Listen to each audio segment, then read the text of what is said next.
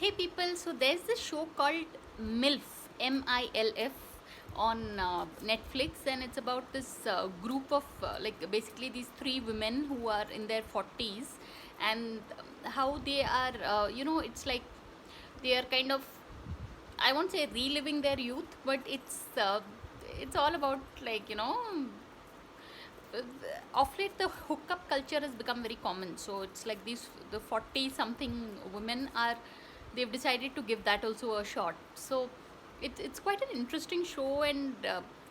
it this is one show that reveals that whether or not you are like you are from the west or the east, everything beyond a point is like a little age related, as in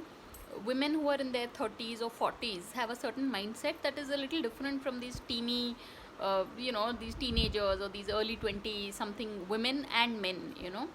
so it's quite interesting. And since it's been shot in Europe, in Spain specifically, it's quite an interesting show. So it's called MILF, and you can catch it on Netflix. So on that note, thanks for watching, and please subscribe.